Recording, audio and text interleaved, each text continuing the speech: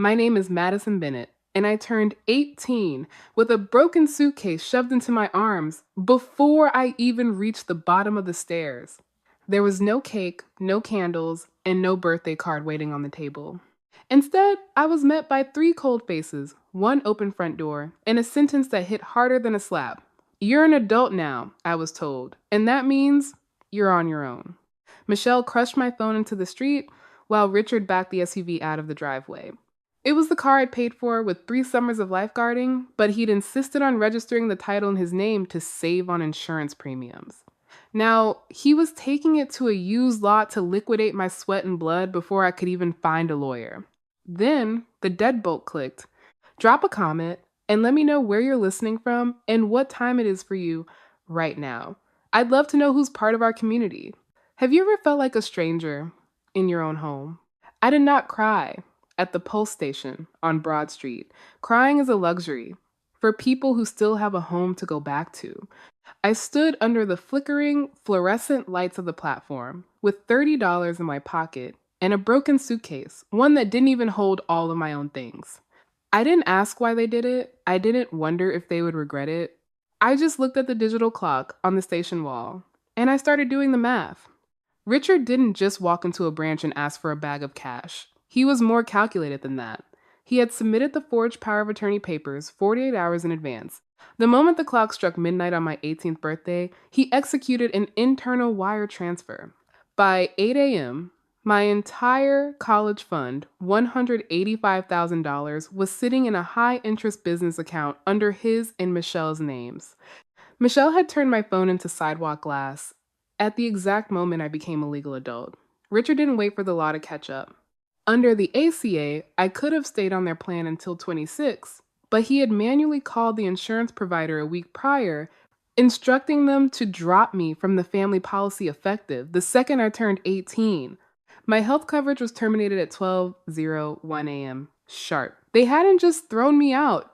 They had performed a surgical extraction of every resource I had ever touched. It was a complete liquidation of their eldest daughter. I took the first bus to the public library. My hands were steady as I logged into a guest terminal. This wasn't a breakdown. It was a balance sheet. I didn't browse social media to see Tyler's posts about his new room. Instead, I changed every password I owned. I enabled two-factor authentication to a new recovery email they couldn't guess. I remotely signed out of every device in that house. I froze my cloud accounts and I encrypted my digital history. If they thought they could use my old data to track me or manipulate my identity, they were going to find a digital wasteland. I had been the silent investor in their version of family for 18 years, and today I was withdrawing all my capital.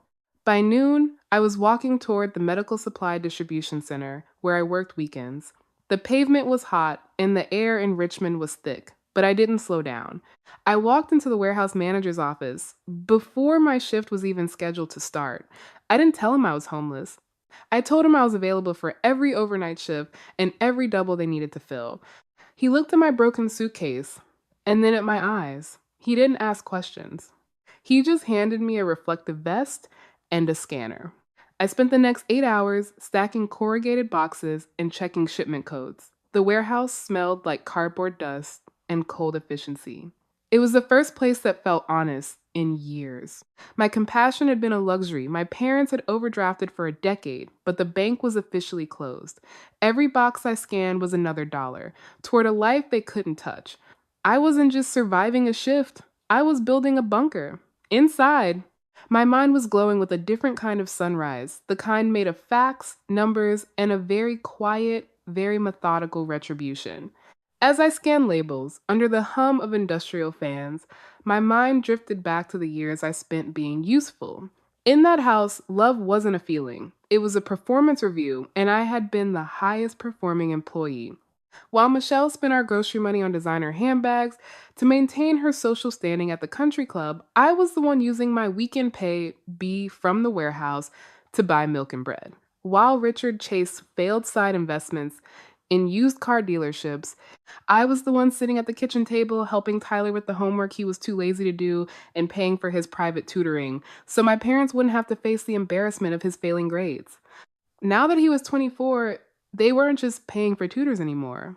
They were using my money to fund Tyler's luxury post grad lifestyle, unending European soul searching vacations and high stakes poker nights while I was counting pennies for a bus pass. I had been the silent investor in their version of a perfect suburban life, footing the bill for their irresponsibility with my own youth. I realize now that Richard and Michelle had fallen into the trap of normalizing cruelty. To them, I wasn't a daughter with dreams or a future. I was a liquid asset. They hadn't thrown me out because they hated me. They had liquidated me because their business, the facade of their lives, was going bankrupt. When you spend 18 years treating a child like a resource, it becomes terrifyingly easy to treat their eviction like a necessary budget cut. During a break in my double shift, I used the office computer to check my personal email one last time. I didn't find a confirmation receipt in my inbox. Richard was too thorough for that. Instead, I found a security alert from the bank's automated system. Since Grandpa Edward was the original co-signer of the trust, the system had defaulted to a backup notification protocol when the primary email was changed. I called him immediately, and his voice was shaking as he told me he'd just watched $185,000 vanish from the dashboard in a single, unauthorized click. They had raided my entire future to pay for their past mistakes. My grandfather had mentioned Richard was in deep. Now, I saw the scale of it. Richard had accumulated over $350,000 in debt from a series of high interest loans and surefire deals that had turned to ash.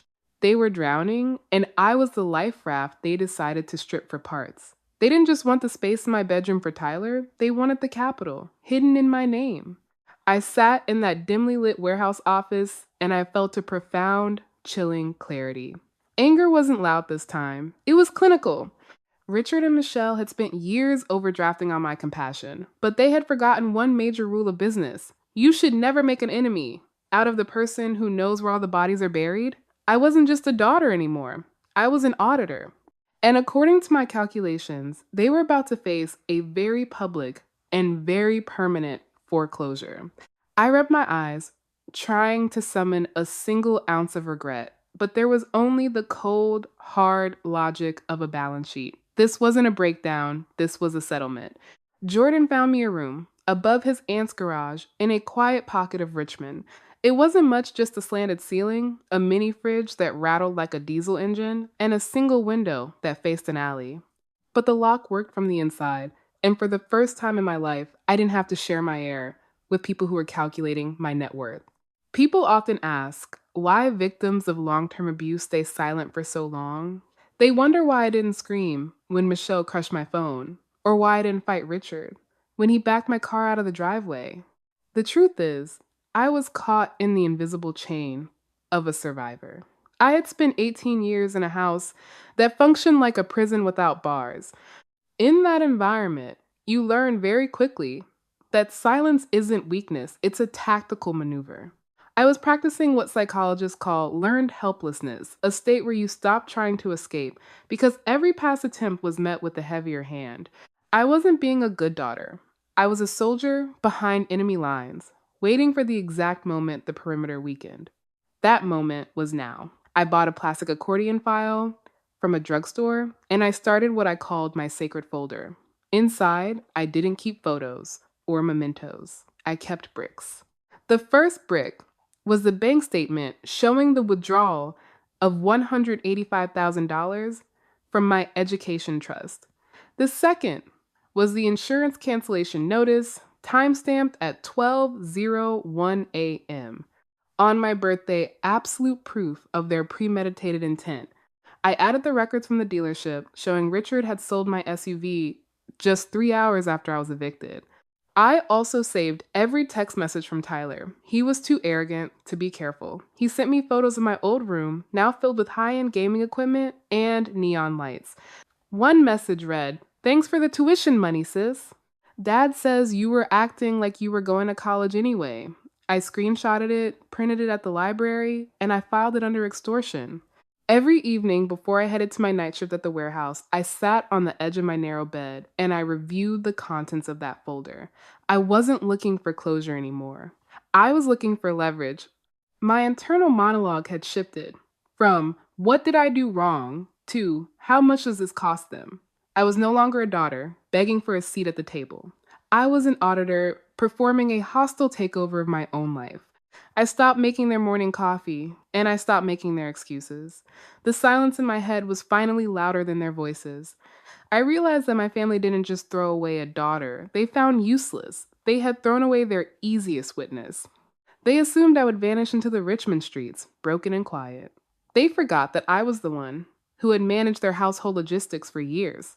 I knew their passwords, their debts, and their darkest financial secrets. I wasn't a victim. I was the person holding the matches, and I was just waiting for the wind to change. The phone rang at 5 a.m. while I was finishing my shift. It wasn't the block number from Richmond that had been haunting my screen. It was Grandpa Edward. His voice was different, not just sad anymore, but dangerously calm. He told me Richard had been screening his calls for weeks, lying to him that I'd run away to Europe with the trust money to find myself. It wasn't until Grandpa hired a private investigator to track me down that he realized the depth of the betrayal. He'd spent the last 48 hours doing his own audit of the trust documents my grandmother had left behind. He had found the kill shot. Madison, he said, Richard didn't just move that money. He couldn't, not without a digital paper trail. He bypassed the trust maturity clause by using a short form power of attorney. He claimed you were mentally incapacitated on the morning of your birthday to justify the immediate transfer of those assets. But he made a fatal error. The notary he used is currently under federal investigation for fraud. The bank's compliance officer flagged the document 3 days ago. I froze with a box of medical gauze in my hands, the industrial hum of the warehouse vibrating through my boots. I never signed a power of attorney, Grandpa. I didn't even know what that was until I talked to my advisor. I know, he replied, and I could hear his jaw tightening over the line. He forged your signature. He backdated the document to the morning of your 18th birthday, attempting to make it look like you handed over control of your entire future the second you became a legal adult. But he was sloppy. He used a notary who was already under investigation for unrelated fraud. The trust administrator flagged the discrepancy 3 days ago. Suddenly, the 46 missed calls on my phone every single day didn't look like parental concern anymore. They looked like a countdown. Richard and Michelle weren't looking for their daughter. They were looking for a way to avoid a felony fraud charge. The administrator was demanding a beneficiary verification with my live signature to justify the restructuring of the remaining assets. Without my handwriting on that paper, the trail led straight to a prison cell. Richard had committed federal fraud to cover his $350,000 debt, and the only person who could grant him immunity was the daughter he'd tossed out, like a bag of old clothes. I sat on a stack of pallets, and I let the cold air of the warehouse settle into my bones. This wasn't a family dispute. It was a crime scene. My father hadn't just emptied my account, he had stolen my identity to float his own failures. Grandpa Edward told me the legal aid attorney was already drafting a formal response. She had been blunt. They need you much more than you need them. Right now, you are the only one holding the key to their freedom. I looked at the plastic folder in my lap. Every receipt, every time-stamped email, and every cruel text from Tyler was now a piece of a larger indictment. My parents had spent years telling me that I was a burden, a phase they had to endure. Now, I realized I had been the silent investor in their survival, and they had just defaulted on the loan. The price of their freedom was my signature. As I walked out into the gray Richmond morning, I felt a level of control I had never known. This wasn't a breakdown. It was an audit. And for the first time in 18 years, the balance was finally in my favor. I pulled into the driveway of the colonial house in Richmond. The flower beds had been replanted, a fresh layer of mulch hiding the dirt where my phone had been crushed 21 days ago. The house looked like a portrait of suburban stability, but I knew the foundation was made of $350,000 in bad debt and forged signatures. Richard opened the door.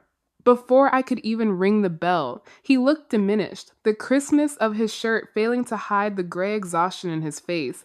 Michelle appeared instantly, her hand flying to her chest in a choreographed display of shock.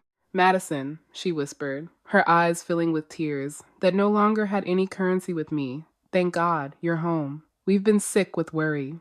I did not step across the threshold. I stood on the porch with my accordion file, the only luggage I needed for this transaction. I'm not home, Michelle, I said, my voice as flat as a bank statement. I'm here to address the liquidation of my assets. Richard's eyes darted to the street, checking for neighbors, then he shoved a pen and a clipboard toward me. We don't have time for the drama, Madison. There was a clerical error with the trust withdrawal. The administrator is being difficult about the paperwork. Just sign this beneficiary acknowledgement so we can correct the record. Once the funds are restructured, we can sit down as a family and fix everything.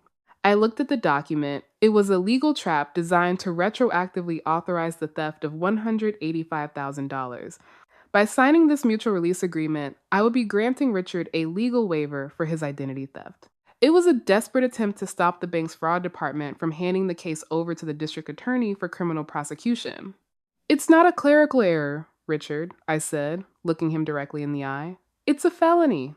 You forged my signature and backdated a power of attorney to the morning of my 18th birthday to justify raiding my education trust. You didn't do it for me. You did it to cover the $350,000 you owe on failed dealership side hustles. The performance of maternal grief vanished from Michelle's face, replaced by a sharp, cornered desperation. Tyler appeared on the stairs, his face red with a sneer that looked more like fear. Just sign the damn paper, Madison, he shouted. Stop acting like a selfish brat. You're gonna destroy this family over a mistake? Do you want to see Dad in prison? I looked at the brother whose tutoring I had funded, whose groceries I had bought, while our parents chased ghosts of wealth. Selfish? I asked. My compassion was a resource you all overdrafted for 18 years. You decided I was a liquid asset you could sell when the market turned.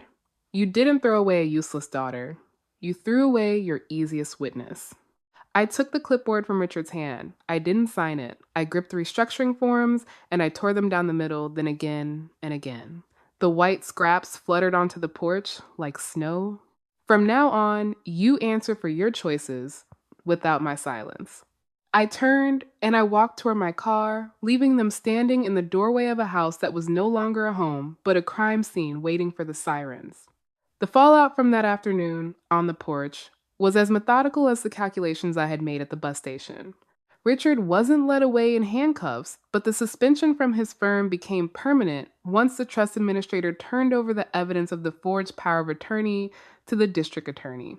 The investigation into his $350,000 debt revealed a pattern of financial misconduct that made him a liability no company wanted to touch. Without his salary to float their illusions, the colonial house in Richmond was listed for foreclosure within 2 months. Tyler's gaming room, the space he claimed he deserved, was sold to a stranger before the first snow fell. Michelle tried to send one last round of messages filled with mentions of family bonds and unconditional love, but the currency of those words had been devalued to zero. They moved into a cramped, one-bedroom apartment on the edge of the city, the very kind of neighborhood Michelle had spent 18 years looking down on. As for me, I didn't become a millionaire overnight, but I became something much more powerful, independent. I completed my certification in medical billing and insurance claims administration with honors. Every night shift at the warehouse and every hour spent studying above Jordan's garage was a brick in a foundation that Richard and Michelle could never raise.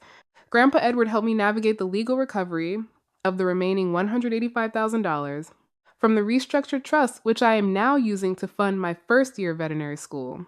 I have come to realize that some people spend their whole lives trying to earn a seat at a table where they are only viewed as a resource.